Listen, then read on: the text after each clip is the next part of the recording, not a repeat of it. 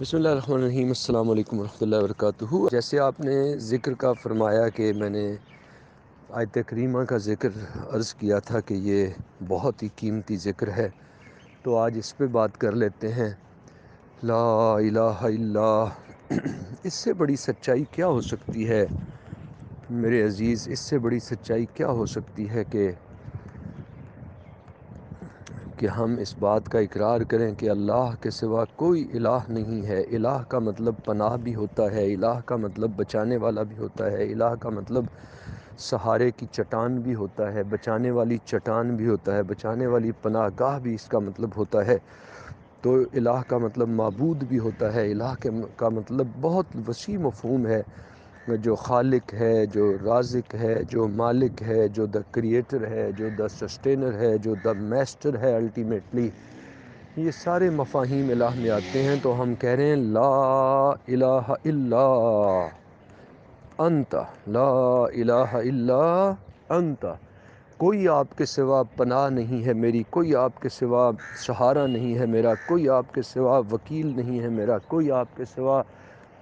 Creator نہیں ہے میرا، کوئی آپ کے سوا رزق رساں یعنی سسٹینر، میرے لیے تمام انتظامات کرنے والا کوئی نہیں ہے میرا۔ تو لا الہ الا انت، کوئی معبود نہیں ہے۔ تو بس سب کچھ ہمارا، سب ہمارا رب، ہمارا سب ہمارا رب، ہمارا رب ہی ہمارا سب، تو ان کے سوا کچھ نہیں۔ تو آپ کہہ رہے ہیں لا الہ الا انت۔ اب اس کے اندر سے بہت سے رویے نکلتے ہیں میرے پیارے، اس کے اندر سے بہت سے رویے نکلتے ہیں میرے عزیز، میری جان۔ اس کے اندر سے پورا انسان کا اخلاق اور کردار اور ویلیوز اور ویژن اور مشن، وہ سب اس کے اندر سے نکلتا ہے کہ جب لا الہ الا انت، جب آپ کے سوا میرا ہے ہی کوئی نہیں، اب میں نے آپ ہی کو خوش کرنا ہے، آپ ہی کے لیے جینا ہے، آپ ہی کے لیے مرنا ہے، آپ ہی کو دیکھنا ہے، آپ ہی کے سامنے رہنا ہے، آپ ہی سے دل لگانا ہے، آپ ہی کے لیے میں نے خوش ہونا ہے، آپ کے لیے ہی میں نے غمگین ہونا ہے، آپ کے لیے ہی میں نے سونا ہے، آپ ہی کے لیے جاگنا ہے، کیونکہ آپ کے سوا ہے ہی نہیں کوئی۔ لا الہ الا انت۔ اور جب سب کچھ رب تعالیٰ کو مان لیا تو اس سے بڑا آپ سوچئے جملہ کیا ہوگا۔ اس لیے تو کلمہ جو پڑھ کے ہم مسلمان ہوتے ہیں، وہاں بھی یہی ہے لا الہ الا اللہ، لا الہ الا اللہ، کہ اللہ کے سوا کوئی پناہ نہیں، کوئی سہارا نہیں، کوئی بچانے والا نہیں، کوئی مددگار نہیں، کوئی کچھ ہے ہی نہیں، ان کے سوا کچھ نہیں، بس سب کچھ وہی وہ ہیں نا۔ ہاں، کاش اس کو ہم بیان کر پاتے، لیکن ہماری مجال نہیں ہے، ہماری اوقات نہیں ہے، بس ایسے ہی ہم تو ٹامک ٹوئیاں مارتے ہیں۔ لا الہ الا انت، کوئی نہیں ہے معبود برحق۔ اب ظاہر ہے جب سب کچھ وہی ہیں تو پھر وہی معبود ہیں، پھر انہی کی بندگی ہوگی، پھر انہی کی۔ اب یہ بھی بڑی وسیع ٹرم ہے، عبادت یا بندگی یا اللہ کو معبود بنانے کا عمل، یعنی اب اطاعت بھی اب انہی کی معرفت میں جیا جائے گا، اب انہی کی عبادت میں جیا جائے گا، اب انہی کی خشیت میں جیا جائے گا، اب انہی کی چاہت میں جیا جائے گا، اب انہی کی محبت میں جیا جائے گا، اب انہی کی فرمانبرداری میں جیا جائے گا، اور اب انہی کے لیے ہم اب انہی کو اپنا سب کچھ بنا کے جیا جائے گا نا۔ خیر، لا الہ الا انت۔ پھر آگے سبحانک، اگلی بات آ گئی سبحانک۔ آپ کی ذات والا صفات، آپ کی ذات پاک ہے۔ اب پاک کس سے ہے؟ ہر کمی سے پاک ہے، ہر نقص سے پاک ہے، ہر کمزوری سے پاک ہے، ہر منفی چیز سے پاک ہے، بس آپ کل کا کل پاک ہیں۔ اللہ تعالیٰ کی ذات والا صفات وہ پاک ذات ہے۔ اب اس سے کئی طرح کے رویے اور ایٹیٹیوڈ اور کئی طرح کی پوری ہماری جو اقدار حیات ہیں، ویلیوز آف لائف ہیں، وہ نکلتی ہیں۔ مثلاً یہ کہ جب ہم کہہ رہے ہیں کہ سبحانک، آپ کی ذات پاک ہے، تو اس کے اندر ہر طرح کے تکبر کا بھی خاتمہ ہو جاتا ہے کہ پاک ذات صرف آپ کی ہے۔ اس کے اندر کرولری یہ ہے کہ میں پاک نہیں ہوں، تو پھر انسان کو جو شوق ہوتا ہے، تکبر ہوتا ہے، اپنی بڑائی کا شوق ہوتا ہے، اپنی تعریف کا شوق ہوتا ہے، اپنے کوئی مقام اور مرتبے کا شوق ہوتا ہے، یا جس کے اندر وہ تکبر کا شکار ہوتا ہے۔ اور تکبر اگر رائی کے دانے کے برابر بھی انسان میں ہوگا تو وہ فرمایا رسول کریم صلی اللہ علیہ وآلہ وسلم نے کہ وہ جنت میں نہیں جائے گا۔ تو اب ذرا غور فرمائیے کہ جب ہم نے کہا سبحانک، تو اس کے اندر یہ بھی موجود ہے کہ آپ کی ذات پاک ہے، میں جو ہوں وہ پاک نہیں ہوں۔ یعنی تو جب میں پاک کا مطلب ہے میں غلطیوں سے مبرہ نہیں ہوں، میں نقائص سے مبرہ نہیں ہوں، میں کمزوریوں سے مبرہ نہیں ہوں، میں نے غلطیوں سے، کمزوریوں سے، نقائص سے، پرابلم سے، مسائل سے میں لتھڑا ہوا ہوں، اور میں پاک نہیں ہوں، میں آزاد نہیں ہوں، میں ان سب مسائل کا شکار ہوں، کمزوریوں کا، نقائص کا، ویکنیسز کا، اور آپ کی ذات ان سب چیزوں سے پاک ہے، میں تو پاک نہیں ہوں۔ تو جب تو انسان کو غرور اور تکبر کب ہوتا ہے؟ جب وہ سمجھتا ہے میں نے صحیح کیا ہے، میں ٹھیک ہوں، میں صحیح کرتا ہوں، لوگ میرے ساتھ غلط کرتے ہیں، میں اچھا ہوں، لوگ ایسے ہیں، میں نیک ہوں، میں متقی ہوں، میں فلاں ہوں۔ تو اس میں انسان کرولری یہ ہے کہ پاک صرف آپ کی ذات ہے، ہر عیب سے، ہر کمزوری سے، ہر نقص سے۔ تو میں جب عیب والا ہوں، نقائص والا ہوں، غلطیوں والا ہوں، کمزوریوں والا ہوں، تو غرور کاہے کا، تکبر کاہے کا؟ تو پھر انسان کسی بھی مقام پہ پہنچ جائے، کسی بھی سطح پہ پہنچ جائے، اس کو اللہ تعالیٰ تکبر سے پاک فرما دیتے ہیں، غرور سے پاک فرما دیتے ہیں، اور وہ انسان جو ہے وہ عاجزی، جو کہ بہت بڑا عمل ہے، عاجزی بہت بڑا عمل ہے۔ اسلامی روایت کے اندر تو یہ ملتا ہے قرآن مجید کی روشنی میں اور رسول کریم صلی اللہ علیہ وآلہ وسلم کی حیات طیبہ کی روشنی میں، اور اسلامک سکولرز آپ امام غزالی رحمۃ اللہ علیہ اور دوسروں کو پڑھتے ہیں، تو اسلامی روایت تو یہ ملتی ہے کہ انسان کی زندگی علم کے بغیر مردوں کی سی ہے، علم اور ذکر کے بغیر مردوں کی سی ہے۔ جب اس میں علم حقیقی اور اس کے اندر ذکر حقیقی کی صفات پیدا ہوتی ہیں تو انسان زندہ ہو جاتا ہے، زندہ ہو جاتا ہے۔ یعنی علم و ذکر کے بغیر لوگ مردے ہیں، جب علم و ذکر سے زندہ ہوتے ہیں، یعنی لوگ مردے ہیں، وہ زندہ ہوتے ہیں علم و ذکر سے، وہ زندہ ہوتے ہیں علم و ذکر سے، یعنی اللہ تعالیٰ کے بارے میں علم لینے سے اور اللہ تعالیٰ کے بارے میں یاد کو قائم کرنے سے لوگ جو مردہ ہیں وہ زندہ ہو جاتے ہیں۔ اور رسول کریم صلی اللہ علیہ وسلم کا فرمان کا مفہوم ہے کہ ذکر کرنے والے، اللہ کی یاد کرنے والے زندوں کی مثال ہیں، اور اللہ تعالیٰ کے ذکر سے محروم لوگ مردوں کی مانند ہیں۔ تو خیر، تو میں عرض کر رہا تھا اسلامی روایت ہے کہ علم و ذکر اس کے بغیر لوگ مردے ہیں اور زندہ ہوتے ہیں علم و ذکر سے۔ اور پھر علم و ذکر انسان کے لیے بہت ہی بڑا خطرہ ہے جب تک وہ عمل میں نہ ڈھلے۔ یعنی اگر اللہ تعالیٰ کی اطاعت اور فرمان برداری اور رسول کریم صلی اللہ علیہ وآلہ وسلم کی حیات طیبہ کی روشنی میں ہمارے اعمال نہیں ڈھلے، تو پھر صرف علم و ذکر جو ہے وہ، فرمایا علم و ذکر والے خسارے میں ہیں، علم و ذکر والے بھی خسارے میں ہیں، نقصان میں ہیں، بغیر عمل کے۔ کیونکہ قرآن مجید پورا بھرا ہوا ہے کہ ایمان کے ساتھ عمل صالح اس سے زندگی بنے گی۔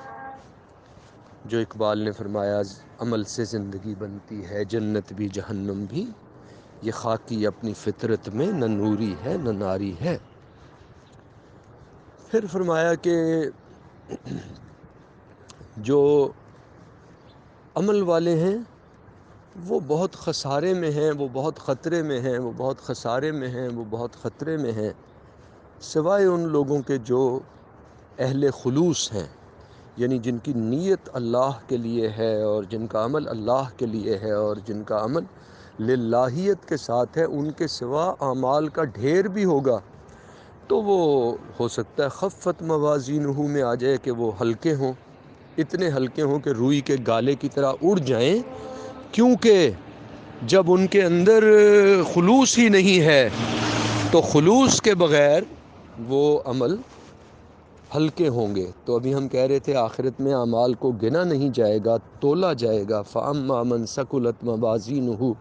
فَهُوَ فِي عِيشَةٍ رَاضِيَةٍ، اور جن لوگوں کے اعمال کے وزن بھاری ہوں گے تو وہ اپنی بہت خوشگوار زندگی میں ہوں گے، بہت رضا والی زندگی میں ہوں گے، بہت اطمینان والی زندگی میں ہوں گے، بہت خوشی والی زندگی میں ہوں گے، ہمیشہ ہمیشہ کی خوشی اور راحت کی زندگی کا انعام انہیں عطا ہوگا۔ وَأَمَّا مَنْ خَفَّتْ مَوَازِينُهُ، اور جن لوگوں کے اعمال کے وزن ہلکے ہوں گے، فَأُمُّهُ ہاویہ، ان کا ٹھکانہ ہاویہ ہے۔ وَمَا أَدْرَاكَ مَا هِیَہ، اور تمہیں کیا معلوم کہ یہ کیا ہے، یعنی یہ ہاویہ کیا ہے؟ نار حامیہ، یہ دہکتی ہوئی آگ ہے۔ استغفر اللہ استغفر اللہ استغفر اللہ۔ تو فرمایا کہ ہم عرض کر رہے تھے کہ اسلامی روایت کو اگر ہم سمجھیں تو وہ یہ ہے کہ سارے اہل عمل بظاہر اعمال کا ڈھیر لگانے والے بھی خطرے میں ہیں، سوائے ان کے جو اہل خلوص بن جائیں اور اپنی نیت پہ کام کرتے جائیں، اور ہر کام سے پہلے اور اس کے درمیان میں اور اس کے آخر میں یہ نیت کیا کریں بار بار، انی وجہت وجہی للذی فطر السماوات والارض حنیفا وما انا من المشرکین۔ تو اس آیت مبارکہ کی شرح اور تفصیل اور وضاحت آپ سورہ اعراف کی 79 نمبر ورس ہے، اس کو وہاں پہ دیکھ سکتے ہیں، یا یہ نیت بناتے چلے جائیں، قل ان صلاتی و نسکی و محیای و مماتی للہ رب العالمین۔ اس سے بھی سورہ، یعنی سورہ اعراف غلطی سے میں نے کہہ دیا، وہ سورہ انعام ہے، سورہ انعام ہے 6 نمبر سورہ مبارکہ، اس کی ورس نمبر 79 ہے جو پیچھے میں نے بیان کی تھی، انی وجہت وجہی للذی فطر السماوات والارض حنیفا وما انا من المشرکین۔ اور یہ بھی سورہ انعام جو 6 نمبر سورہ مبارکہ ہے قرآن مجید کی، اسی کی 162 نمبر ورس میں نے ابھی آپ کے سامنے بیان کی ہے کہ قل ان صلاتی و نسکی و محیای و مماتی للہ رب العالمین، فرما دیجئے کہ میرا بے شک میری نماز اور میری قربانی اور میری زندگی اور میری موت، میرا جینا میرا مرنا، سب کچھ اللہ کے لیے ہے، اللہ کے لیے ہے، اللہ کے لیے ہے۔ آمین یا رب العالمین، آمین یا رب العالمین۔ تو یعنی خلوص کے لیے کیا ہے کہ ہر عمل سے پہلے اور اس کے درمیان میں اور اس کے آخر میں بار بار استغفار کیا جائے، تاکہ کہیں وہ عمل خلوص سے خالی نہ رہ جائے، کہیں وہ دکھاوے کے لیے نہ ہو، نمود و نمائش کے لیے نہ ہو، کہیں وہ وزن سے خالی نہ ہو جائے۔ للہیت شامل ہوگی تو وزن پہاڑوں کی مانند ہو جائے گا، جتنا زیادہ شدت کے ساتھ اللہ کے لیے عمل ہوگا اتنا اس کا وزن فولاد کی طرح، پتھروں کی طرح بنتا چلا جائے گا اور پہاڑوں کی مانند وزن ہوگا۔ اور جتنا کوئی بڑے سے بڑا عمل بھی اللہ رب العزت کی رضا کی نیت سے خالی ہوتا چلا جائے گا، اس کا وزن ختم ہوتا چلا جائے گا، اور وہ خفت موازینہ واما من خفت موازینہ، ہلکے وزن روئی کی طرح جو اڑ جائے اور کچھ بھی نہ ہمیں دلا پائے، اس کا کوئی وزن ہی نہ ہو آخرت میں، ویسا ہوتا چلا جائے گا۔ تو ہم عرض کر رہے تھے کہ اسلامی روایت میں ہے کہ وہ تمام لوگ جو اہل عمل ہیں، عمل والے ہیں، وہ بھی نقصان میں اور خطرے میں ہیں، سوائے ان کے جو کہ اہل خلوص ہیں، اور تمام خلوص والے، تمام اچھی نیت والے بھی خطرے میں ہیں، سوائے اہل عجز کے، یعنی سوائے ان کے جو عاجزی میں ہوں، جو عاجزی میں ہوں۔ اگر عاجزی نہ رہی اور تکبر آ گیا کہ میں بڑا مخلص ہوں، میں بڑا للہیت والا ہوں، میں بڑا اللہ والا ہوں، میں بڑا نیک ہوں، میں بڑا خدا کے لیے عمل کرتا ہوں، میں بڑا استغفار والا ہوں، میں بڑا شکر والا ہوں، میں بڑا توبہ والا ہوں، میں بڑا آنسوؤں والا ہوں، میں بڑا تہجد والا ہوں، اگر یہ خیال بھی آیا تو شیطان اس خیال سے بھی انسان کو ڈبو دیتا ہے، فنا کر دیتا ہے، برباد کر دیتا ہے، سارے اعمال کو لے اڑتا ہے۔ اعمال کا چور ہے، ایمان کا چور ہے شیطان۔ تو خلاصہ یہ نکلا کہ تمام لوگ خطرے میں ہیں اور مردوں کی مانند ہیں، سوائے اہل علم و ذکر کے، اور تمام اہل علم و ذکر خطرے میں ہیں اور نقصان میں ہیں، سوائے اس کے کہ وہ اہل خلوص اہل عمل بن جائیں، وہ اہل عمل بن جائیں، اور تمام اہل عمل خطرے میں ہیں اور خسارے میں ہیں، سوائے ان کے جو اعمال صالحہ کو اہل خلوص بن کر کریں، یعنی جو خلوص کے درجے کو پا جائیں، یعنی نیک نیتی اور للہیت تک پہنچیں، ان کے سوا باقی سب خطرے اور خسارے میں ہیں، اور تمام اہل خلوص بھی خطرے اور خسارے اور نقصان میں ہیں، سوائے ان کے جو عاجزی کی منزل کو پا لیں اور پھر اس مسند پہ کھڑے رہیں، عاجزی پہ جھکے رہیں، عاجزی میں پڑے رہیں، اللہ رب العزت کے سامنے وہ خشوع میں رہیں، عاجزی میں رہیں، جھکے رہیں۔ جیسے ابھی آپ نے فرمایا تھا کہ مجھے تو نہیں لگتا کہ میں کچھ کر رہا ہوں، مجھے تو اللہ تعالیٰ کا فضل ہی لگتا ہے کہ ہر کام کے اندر اللہ تعالیٰ اپنے فضل سے مجھے آگے لیے چلے جا رہے ہیں، اپنے فضل سے مجھے نیکی کرائے چلے جا رہے ہیں، یا کوئی اچھا کام کرائے چلے جا رہے ہیں، یا کوئی اچھی کمپنی مجھے دیے چلے جا رہے ہیں، یا مجھے اللہ والوں کی صحبت میں رکھے ہوئے ہیں، یا مجھ پہ جو بھی عطا ہے وہ اللہ تعالیٰ کی عطا ہے، اس میں میرا کوئی کمال نہیں ہے۔ اور اگر یہ حقیقی معنی میں بات پیدا ہو جائے تو پھر انسان اپنے تمام اچھائیوں کو اللہ تعالیٰ کی طرف ریلیٹ کرتا ہے، اور پھر وہ دیکھتا ہے میرے ویک ایریاز کون سے ہیں۔ اصل میں ہمارا امتحان انہی ایریاز میں ہے جو ہمارے ویک ایریاز ہیں، ان میں ہم نے نگاہ رکھنی ہے۔ مثلا کسی کی ویکنس اگر بد نگاہی ہے تو اصل اس کی آزمائش وہ بد نگاہی ہے کہ خدا کے لیے وہ اس نے چھوڑی کہ نہیں۔ اگر کسی کی کمزوری دولت ہے تو اصل میں ہے کہ دولت کو اس نے خدا کے ڈسپلن سے ہٹ کے تو نہیں کمانا شروع کر دیا۔ اب اگر جو بخیل انسان ہے، اصل میں اس کا کمال ہے کہ وہ اپنی بخیلی پہ قابو پائے، اپنے بخل پہ قابو پائے اور سخی ہو جائے اور اللہ کی راہ میں دینے والا بن جائے۔ اسی طرح کسی کا امتحان اگر زبان ہے کہ وہ بد زبان ہے اور غصہ کر لیتا ہے اور جھگڑا کر لیتا ہے اور جھگڑالو ہے اور اریٹیٹ ہو جاتا ہے اور لوگوں کو جلدی سے حقارت کی نگاہ سے دیکھنے اور ڈیل کرنے پہ اتر آتا ہے، تو اس کا امتحان ہے لوگوں کا ادب اور لوگوں کے سامنے عاجزی اختیار کرنا۔ یعنی سارے کے سارے اعمال جو ہم اچھائی کے بھلائی کے کر رہے ہیں وہ تو اللہ تعالیٰ نے، ہم کسی کی طبیعت نرمی کی بنا دی وہ نرمی کیے جا رہا ہے، کسی کی طبیعت اللہ تعالیٰ نے بانٹنے کی بنا دی وہ بانٹتا چلا جا رہا ہے، وہ سخی بنا ہوا ہے، کسی کی طبیعت اللہ تعالیٰ نے عبادت والی بنا دی وہ عبادت کرتا چلا جا رہا ہے۔ تو بہرحال انسان کا عمل دخل ہے یہ سب کچھ کرنے میں، ان سب کا اجر اور ثواب اس کو ملے گا، ریوارڈ اس کو ملے گا، چاہے اللہ تعالیٰ نے اس کو ایسا بنایا ہے۔ پھر بھی ڈسٹریکشنز اتنی ہیں کہ ہر اچھا عمل جو آپ کر رہے ہیں اس کا ریوارڈ ملے گا، اور اللہ تعالیٰ اپنی رحمت اور کرم سے اسے آپ ہی کا عمل قرار دیتے ہیں اور آپ ہی کا کریڈٹ آپ ہی کو دیتے ہیں۔ سارا قرآن مجید اس سے بھرا ہوا ہے کہ اللہ تعالیٰ فرماتے ہیں کہ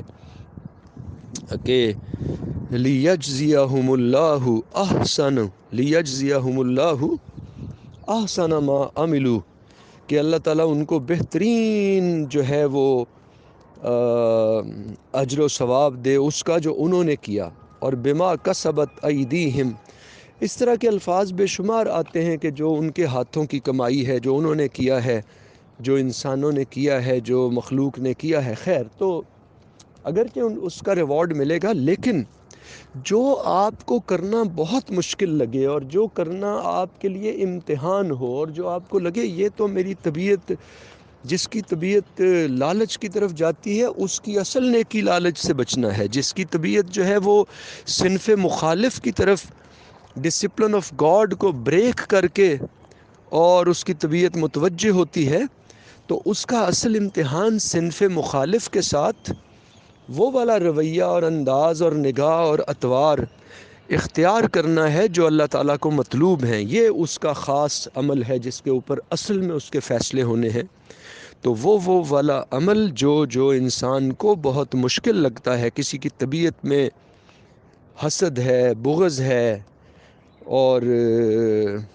ڈسیٹ ہے، کنسیٹ ہے،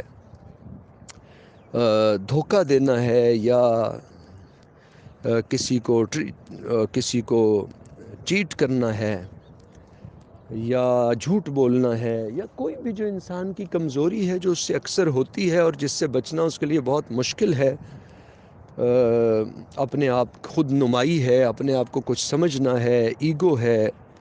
جیلسی ہے. تو جو انسان کے لیے بہت مشکل لگ رہا ہے نا عمل،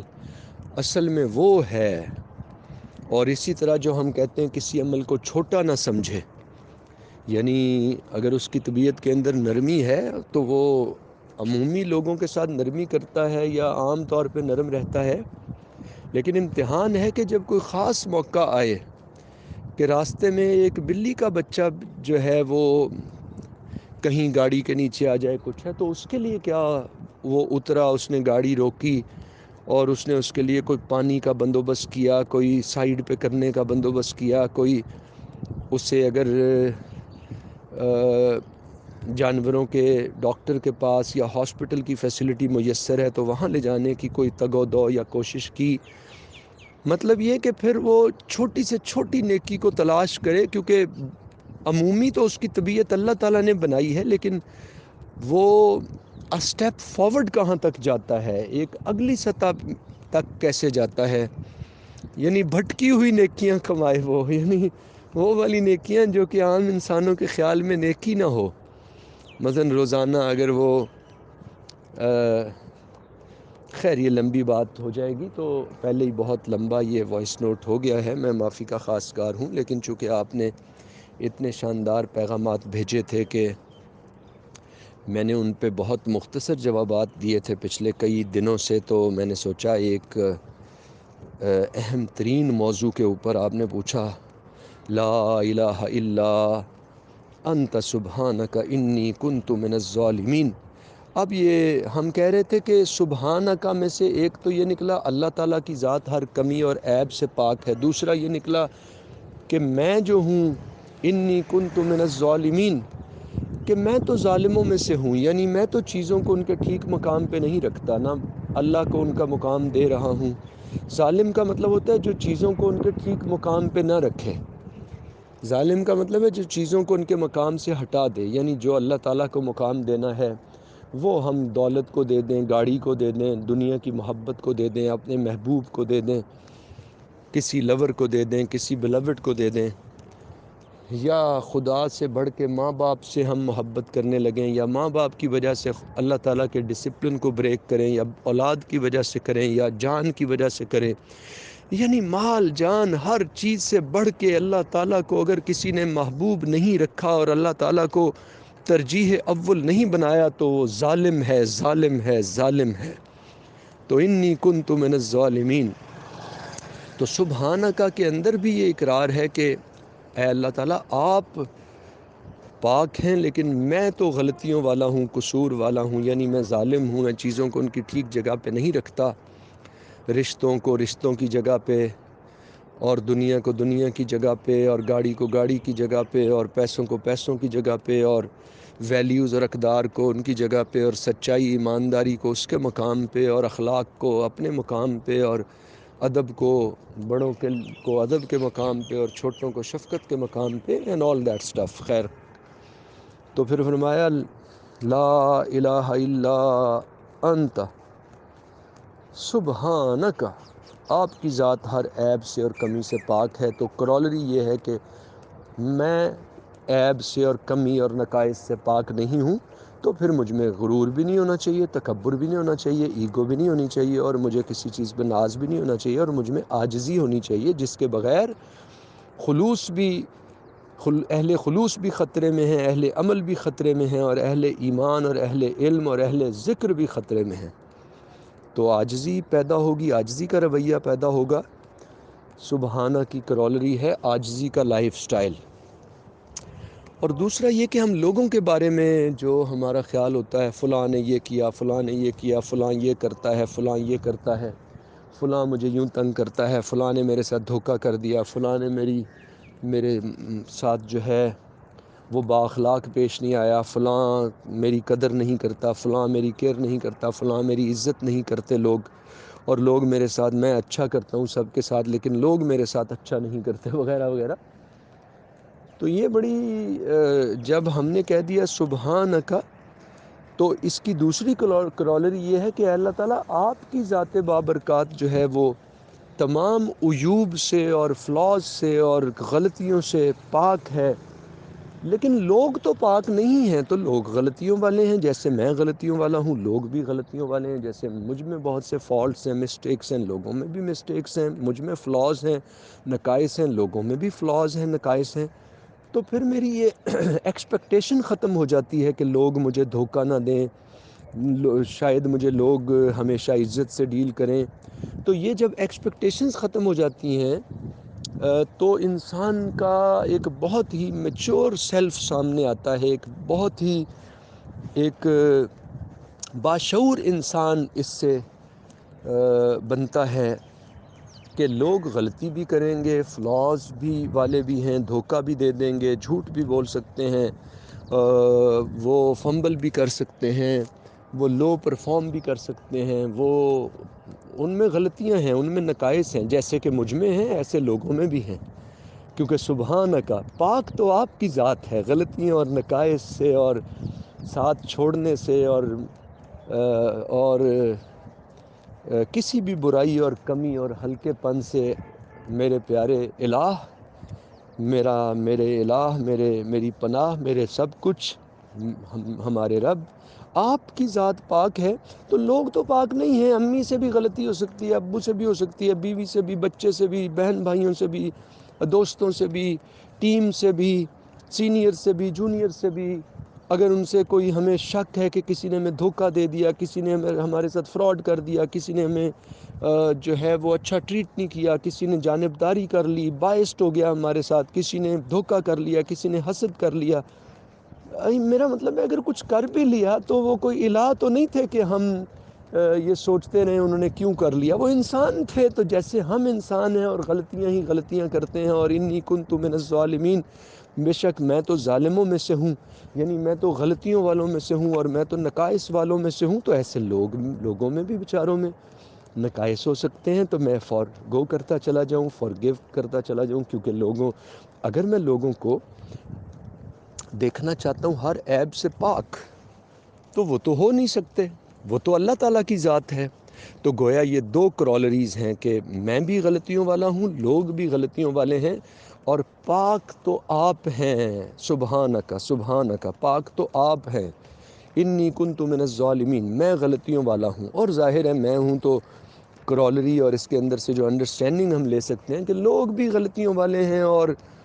اس لیے مجھے ہاں ان کے بارے میں برا تو نہیں سوچنا، کم تر تو نہیں سوچنا، لیکن ان کو مارجن دینے کے لیے، ان کو فارگو کرنے کے لیے، ان فارگیونیس کے لیے، اور لوگوں کی غلطیوں سے اعراض کے لیے، اور عفو درگزر کے لیے، اور لوگوں کے بارے میں ان کو بہت زیادہ گنجائش دینے کے لیے، یہ کمال کی ایک ہی جو آیت مبارکہ ہے، یہ ایک نیا باشعور، قیمتی اور بہت ہی انٹیلیکچول اور پازیٹیو، ہر اعتبار سے پازیٹیو اور ہر اعتبار سے ایک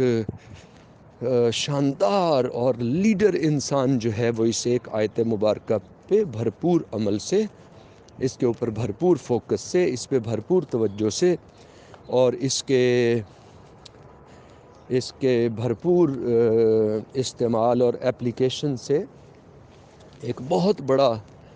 اور زبردست لیڈر مارز وجود میں آ سکتا ہے، دنیا کی کامیابیوں کے لیے بھی اور آخرت کی عظیم الشان کامیابیوں کے لیے بھی۔ یہ آیت مبارکہ قرآن مجید کی دیگر، سارا قرآن مجید ہی کامیابی والا ہے،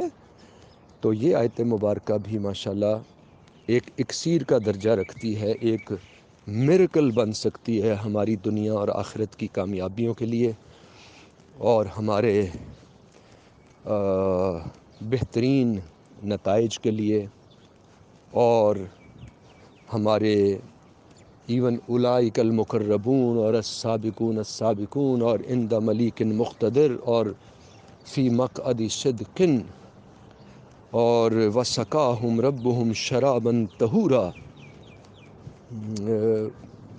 مطلب رسول کریم صلی اللہ علیہ وآلہ وسلم کی ہمسائیگی اور اللہ تعالیٰ کا پڑوس ہمیں دلا سکتی ہے یہ آیت مبارکہ۔ آمین یا رب العالمین۔ آپ کا مخلص، آپ کا خیر خواہ سلطان خان۔